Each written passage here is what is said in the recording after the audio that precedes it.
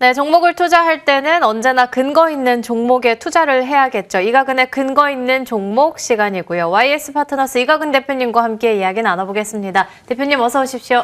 안녕하세요. 네, 오늘이 드디어 이 대표님의 정말 그 확실한 날이 될 것 같습니다. 워낙에 반도체 잘 봐주시기 때문에 오늘 굉장히 많은 분들이 눈여겨보실 것 같은데 어제 우리 시장의 경우에는 관세에 대한 이 충격에도 불구하고 직격탄을 맞은 현대차 굉장히 빨리 올라왔고요. 이제는 곧 코스닥으로 정말 시대가 오는 거 아닌가라는 분위기가 잡히기가 무섭게 다시 코스피로 왔습니다. 어제 종가 삼성전자, SK하이닉스가 어마어마한 흐름을 나타냈는데 코스피는 5천선의 거래를 마쳤고 SK하이닉스는 장중 신고가 경신에 80만 원에 꽉 찬 장대 양봉의 흐름이 나왔습니다. 지금 프리마켓에서도 삼성전자, SK하이닉스의 흐름이 정말 만만치 않은데 어제 좀 그런 게 나왔더라고요. 각 센터장님들의 의견을 모아봤더니 코스피는 분명히 5천선 중반 이상으로 갈 것 같다. 그러면 이제 눈여겨볼 섹터는 어느 쪽이냐라는 질문에 정말 공통적으로 써 있었던 게 바로 반도체였어요.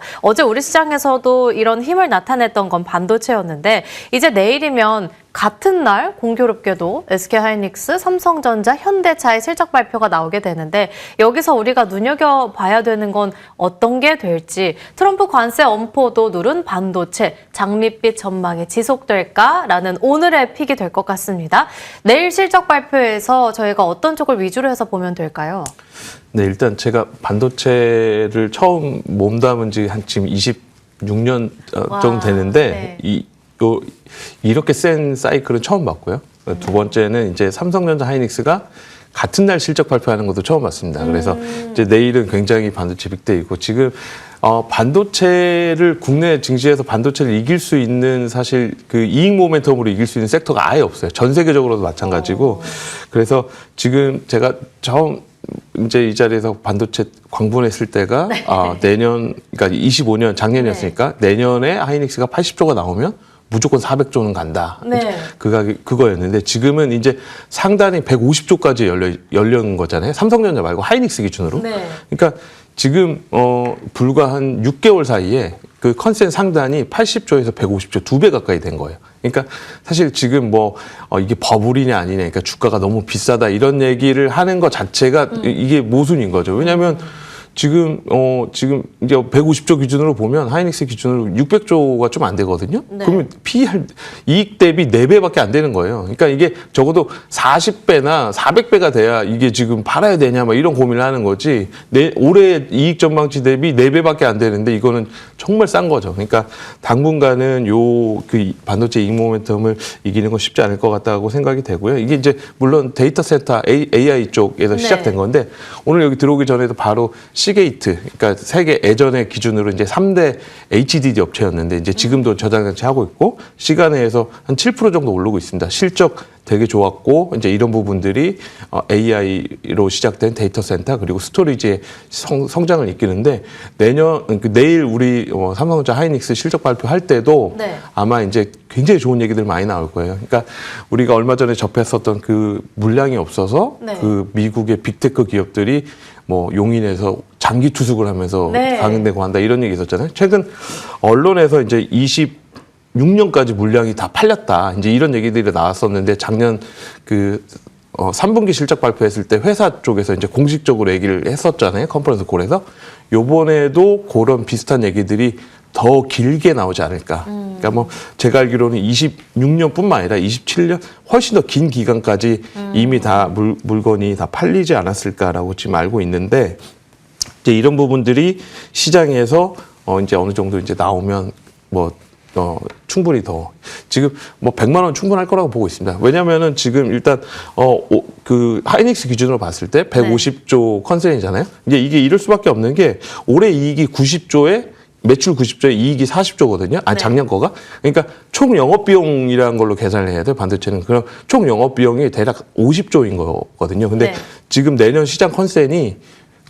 상단 말고 160조입니다. 그러니까 올해 160조인데 아까 말씀드렸다시피 지금 반도체는 대부분의 고정비거든요. 그래서 여기 특별하게 영업비용이 올라갈 게 없어요. 변동비는 한 10% 내외밖에 안 되기 때문에 그러면 컨센으로만 봐도 총 영업비용 50조를 빼고 나면 110조는 무난하게 나오는 거고 지금 1분기에만 디램 가격을 60% 올렸네, 70% 올렸네. 뭐 네. 샌디스크는 가격을 2배 올려서 전액 현금으로 결제하겠다. 뭐 이런 맞아요. 얘기들 나오고 있기 때문에 네. 만약에 매출액이 내년에 170조, 그러니까 올해 기준으로 170조, 80조 나온다? 그러면은 아까 말씀드린 총 영업비용이 50조이기 때문에 내년에, 그러니까 올해 실적이 150조 가까이 나오는 건 충분히 가능하다라고 보고 있고요. 그러니까 지금 업사이클에서는 못 돼도 대략 그 상단 기준으로 5배 정도까지는 충분하거든요. 와. 그러면 하이닉스 기준으로 150조에 5배면 750조. 그러니까 대략 지금 주식수가 7억 1천만 주 조금 내외니까 네. 103만 원 정도가 되는 거죠. 그러니까 여기까지는 일단 숨도 안 쉬고 간 다음에 그 다음에 또 2, 3, 4분기 실적 컨센터 올라가는 거 보면서 또 따라가지 않을까라고 보고 있습니다. 정말 숨도 안 쉬고 100만 원까지는 무난하게 갈 상황이 계속해서 조성되고 있다. SK하이닉스에 대해서도 말씀해 주셨고, 메모리 가격 급등 그리고 물량 완판으로 인해서 지속적인 구조적인 호황에 진입을 했다라고 말씀을 해주셨는데, 우선은 이 관련한 이야기는 다 메모리가 될 것 같고, 비메모리 쪽은 어때요? 지금 이제 비메모리는 사실 국내에서는 이제 몇 개 업체들에만 해당이 되는데, 이게 사실 TSMC를 해서 전체적으로 이제 있는데, 이게 지난주에 나온 가장 큰 이슈 중에 하나가 뭐냐면, 구글이 이제 구글 TPU가 엔비디아의 뭐 대항마라고 해야 될까요? 지금 AI 칩 쪽은 엔비디아가 거의 다 시장을 가져가고 있고, 네. 거기에 이제 구글 TPU가 등장하면서 빠르게 쫓아가고 있는 흐름이고, 그리고 AMD, 인텔, 뭐 이제 물론 브로드컴은 이제 구글 TPU랑 연결이 되고 있긴 한데, 구글 TPU를 다른 외부 고객에게 팔겠다라는 얘기가 나오기 시작했습니다. 이제 이게 어떻게 보면은 그 커스터마이징 된 그 주문형 반도체, 즉 우리가 이제 영어로 줄여서 말하면 ASIC 반도체라고 하는데, 요 시장도 본격적으로 크게 열린다라고 보는 거죠. 그러니까 우리가 최근 그 삼성전자 한 1, 2년 실적 부진했을 때 나왔던 얘기가 뭐였냐면 HBM이랑 시스템 반도체의 가동률이 굉장히 낮다. 뭐 이런 얘기였는데, 지금 최근에는 그 테슬라 AI6 칩 뭐 수주했다 그랬고, 애플이랑 각종 이제 퀄컴 뭐 그런 비롯해가지고 이제 파운드리 쪽도 굉장히 수주를 많이 받고 있잖아요. 네. 이게 이런 부분들이 이런 AI 데이터 센터에서 시작된 그 커스터마이징 된 ASIC 주문 칩부터 해가지고 캐파를 막 채우기 시작했다는 거죠. 그래서 실제로 지금 최근에 이제 TSMC가 공식적으로 어나운스 한 게 3나노, 2나노 공급이 부족해서 가격을 약 5에서 20% 정도 인상한다. 이게 파운드리에서 20% 인상한다는 건 굉장히 많이 올리는 건데, 이제 TSMC가 이런 식으로 나오면 나머지 그 밑단에 있는 다른 파운드리 업체들도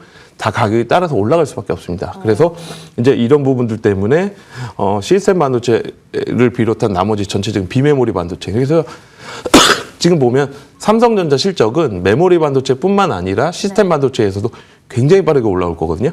그러니까 시스템 반도체에서는 적자를 기록하다가 이제 흑자로 돌아서는 이런 흐름이 나온다고 보면, 그 삼성전자 쪽의 그 반도체 쪽 영업 레버리지는 굉장히 커질 거다라고 보시면 될 것 같습니다. 그래서 그 반도체는 사실 시가 개념이거든요. 현물 시장이 있기 때문에. 근데 이제 시스템 반도체는 계약 가격인데 그거를 일반적으로 1년 단위로 계속 계약을 갱신하는데, 네. 올해부터는 TSMC를 중심으로 계속해서 가격을 올리기 때문에 이거는 이제 삼성전자 파운드리 그리고 국내 나머지 그 시스템 반도체 업체들에게는 굉장히 좋은 거고, 이제 시스템 반도체 업체에 주문을 줘야 되는 이제 그 디자인 하우스 이런 데 있잖아요. 네. 이런 데는 조금 이제 부담이 가겠죠. 네. 그러면 시가 개념으로 측정되는 이 메모리 반도체가 될 것 같은데, 재계약 시점에서는 시가가 올라갈 수밖에 없는 상황이 조성되는 것 같다라고 말씀해 주신 것 같은데, 이제는 파운드리에 대해서는 이 가격 결정권에 대해서는 고객사 입장에서는 이제는 제조사로 넘어간 국면이라고 말씀을 해주신 듯합니다. 그러면 대표님께서는 100만 원 말씀해 주셨던 SK하이닉스에 대해서요. CT에서는 SK하이닉스 목표가 140만 원 제시를 했거든요. 근데 사실 HBM3E라고 하면 이제는 삼성전자가 제대로 승기를 잡았구나 했는데, 어제 뭐 마이크로소프트에 공급을 한다라는 이슈가 들려오면서 최태원 회장은 또 시총 2,000조가 목표다라고 밝혔잖아요. 내일 실적 발표 나오게 되는데, 대표님께서는 100만 원, CT에서는 140만 원 제시해 주셨어요. 그러면 실적 발표 전에 사야 되는 건지, 이제 갈 건 알겠는데 진입 시점은 언제쯤으로 보는 게 좋을까요? 뭐 지금 이렇게 시중에서 이렇게 도는 그 짤이라고 하죠. 그 반도체는 오늘이 가장 싸다. 뭐 이제 이런 거 있듯이. 네. 그러니까 뭐 어제 같은 경우에는 사실 삼성전자가 HBM4를 공급한다라는 기사 때문에 장 초반에 하이닉스가 좀 빠져 시작했거든요. 네. 그러니까 이런 건 지금 사실 의미가 없는 게 시장이 어느 정도 세츄레이션 된 다음에, 그러니까 어느 정도 성숙이 된 다음에는 네. 뭐 누가 더 들어오거나 누가 더 하면은 이제 의미가 있죠. 그런 데서 이제 시장 점유율을 얻거나 이런 업체들이 이제 모멘텀을 가져가는 건데 지금은 굉장한 쇼티지. 향후 2, 3년 물량을 거의 그 다 도매로 다 가져갈 정도로 쇼티지이기 때문에 누가 새롭게 들어온다 이런 거는 중요한 게 아니고 다 같이 물량이 빨리 터져야 이게 엔비디아 칩도 빨리 터져야 이게 메모리가 더 많이 팔릴 수 있는 거거든요. 그러니까 이제 이런 부분들이 다 같이 시장이 커지는 국면이기 때문에 그런 건 중요하지 않다라고 생각되고요. 지금은 계속해서 이 컨센이 올라가고 있잖아요. 사실, 이게 100조가 가능할까? 할까 하는데 이게 되는 게, 이 진짜 되거든요. 가격이 이만큼 올라가니까. 지금은 사실 물량이 증가하는 시기는 아니고 가격이 올라가서 이익을 드라이브 하고 있는 시점이기 때문에 이제 이런 부분들은 뭐 크게 주가가 단기적으로 움직일 수도 있다면 그때는 이제 적극적으로 좀 대응해야 되지 않나. 그러니까 매수 관점으로 봐야 되는 게 맞고 장기적으로 그냥 편안하게 갈 수 있는 구간이다라고 보고 있습니다. 제가 봤을 때 지금 마이크론이 그 뭐 34조 투입해가지고 2028년 하반기에 물량이 나온다고 했잖아요. 네. 이게 모든 게 정상적으로 갔을 때 하반기이거든요. 그러니까 29년의 가능성이 크다고 보고 그 전까지는 신규 팹이 들어오는 게 하나도 없습니다. 그러니까 대규모로 물량이 들어오는 게 하나도 없기 때문에 네. 최소한 이번 사이클은 29년까지는 갈 텐데 그거에 대해서 조금 미리 움직인다라고 하면 28년까지는 거의 확정적이다라고 볼 수 있는 상황인 것 같습니다. 중간에 무슨 굉장히 큰 무슨 이벤트가 발생하지 않는 한은 그때까지는 무난하게 반도체 사이클은 이어질 거다라고 보고 있습니다. 29년까지는 사이클 가고 미리 움직인다면 28년까지는 적어도 갈 것 같다. 그리고 이 컨센이 지속해서 올라가고 있는 상황 속에서 이제는 물량이 아닌 가격 측면에서 지속해서 우상향 곡선 그려나가고 있다 말씀해 주셨는데 반도체라고 하면 워낙에 종목이 많잖아요. 그리고 너무 사실 어려운 게 반도체 뭐 시총 1위부터 50까지 딱 봤을 때 처음에는 1군 그러니까 1위부터 한 2, 30위 정도가 움직였었고 그 두 번째 갈 때는 2군 종목들이 움직였는데 어제는 또다시 1군 종목들이 움직였단 말이에요. 그러면 삼성전자 밸류체인, SK하이닉스 밸류체인, 온디바이스, AI, 반도체 소부장단 너무 많은데 이 중에서 어떤 쪽을 위주로 주력을 해서 보는 게 좋을까요? 일단 삼성전자 하이닉스가 지금 너무 싸기 때문에 걔네들 먼저 오르고 소부장 또 따라 오르고 이러는 게 이제 순서상으로 맞다라고 봅니다. 일단 지금 뭐 그러니까 올해 이익 대비 뭐 4배, 5배 이런 데서 이제 주가가 움직이기 때문에 일단 대형주 위주로 보고 그다음에 이제 대형주가 많이 올라야 그다음에 이제 중소형주도 따라갈 수 있을 거라고 보고 있습니다. 와, 삼성전자, SK하이닉스의 경우에는 정말 기본적으로 우리가 들고 가고 그 다음으로 소부장단까지 충분히 올라갈 가능성이 있다라고 말씀해 주셨는데 오늘 공략주 너무나도 기대돼요. 대표님이 들고 오신 공략주 어떤 종목일까요? 네, 오늘 공략주는 그 국내 거의 사실상 거의 유일한 그 퓨어 그 파운드리 업체라고 할 수 있는 DB하이텍입니다. 일단 AI 반도체 시대에 뭐 8인치짜리 파운드리 팹이 웬 말이냐 뭐 이렇게 할 수 있겠지만 아까 말씀드렸던 것처럼 지금 전 세계적으로 팹 자체가 굉장히 부족한 상황이고요. 그리고 이제 그 최근 6개월 사이에 그 D램 가격 상승률에서 가장 많이 오른 게 DDR5나 HBM4가 아니라 DDR4였어요. 레거시 제품들. 그러니까 이 레거시 제품들은 생산이 굉장히 제한돼 있기 때문에 더 이상 생산이 늘어날 가능성이 거의 없거든요. 그러니까 반도체도 마찬가지로 12인치 지금 TSMC가 공격적으로 많이 늘리긴 해놨지만 8인치는 캐파 증가가 전혀 없습니다. 그래서 8인치 쪽은 사실 이제 지금은 부르는 게 값이 되는 거고 아까 말씀드렸다시피 D램 가격은 시가지만 이 파운드리는 계약 가격 위주거든요. 그러니까 지금 올해 3월 정도 되면 이제 DB하이텍도 본격적으로 올해 그 장기적으로 또 계약 가격을 장기 계약을 다시 할 텐데 이때 계약 가격 상승폭이 굉장히 높을 것으로 생각이 되고요.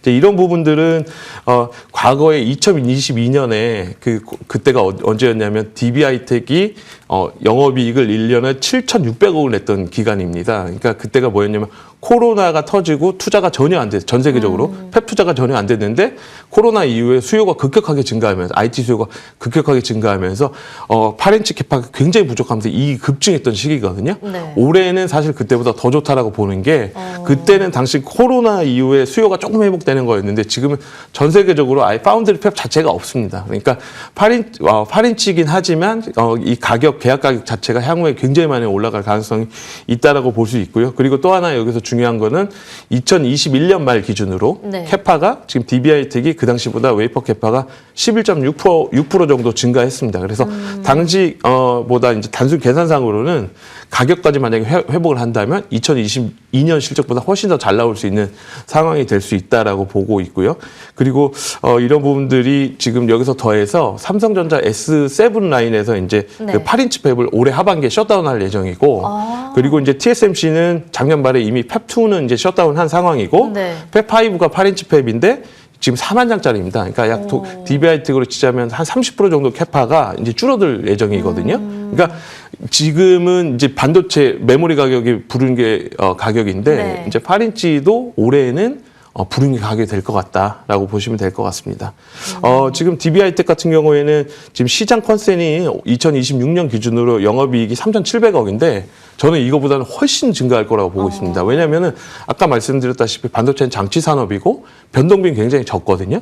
그러니까 지금 보면은 올해 매출액이 대략 컨센 기준으로 1조 5천억인데 이 회사는 대략 총 영업 비용이 1조 내외예요. 과거 데이터를 쭉 확인해 보면 1조 내외인데 컨셉만으로도 기준이 매출액이 1.5조면 이익은 5천억 이상 나게 돼 있습니다. 그러니까 작년 실적이 대략 2,700억이라고 보면 거의 2배 이상 이익이 증가할 건데 저는 요거보다도 더 잘 나올 거라고 보고 있어요. 왜냐면은 아까 말씀드렸다시피 가격을 여기서 10%만 올리면 매출액은 1조 7천억이 되는 거고 네. 영업 비용은 그대로기 때문에 대략 7천억까지 나오거든요. 그러면 과거에 제일 좋았던 2022년 7,600억에 준하거나 아니면 그거보다 더 잘 나오는 실적도 기대해 볼 만하다라고 보고 있습니다. 그래서 영업이익 7천억 신화에 대한 기대감이네요, 완전. 네, 이게 지금 보면은 DB하이텍이랑 굉장히 유사한 구조가 대만에 상장돼 있는데 벵가드 인터내셔널 세미컨덕터라고 네. 대략 시총이 12조 정도 됩니다. 네. 근데 지금 DB하이텍은 4조 정도잖아요. 이익 네. 규모를 감안하면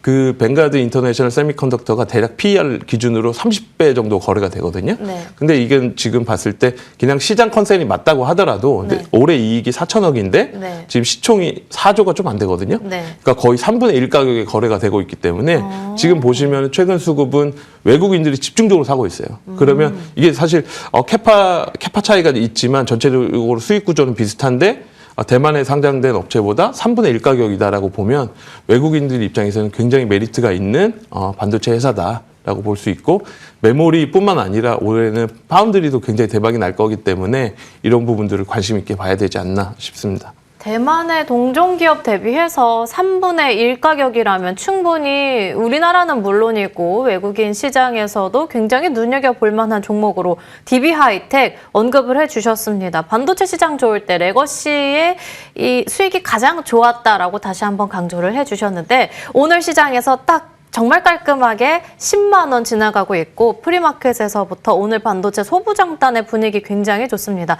간략하게 가격 전략 한번 받아볼까요? 네, 일단 단기적으로 목표 주가 12만 원 보고 있고요. 손절가는 9만 원 보고 대응할 수 있을 것 같고 실제로 아까 대만의 벵가드 인터내셔널 같은 경우에는 최근 한 1개월 동안에 주가가 한 60% 정도 올랐습니다. 그러니까 이제 파운드리에 대해서도 본격적으로 보기 시작했고 말씀하셨던 것처럼 레거시 쪽에서 시장에 관심을 가지기 시작했다라고 보시면 될 것 같습니다. 네, 지금도 또 DH킴님께서는 이각은 대표님 말씀이 정말 도움이 많이 됩니다라고 말씀해 주셨는데 오늘 공략주 DB하이텍도 수익에 큰 도움이 되셨으면 너무나도 좋겠습니다. 반도체에 대한 이야기 여기서 마무리 짓도록 하겠습니다.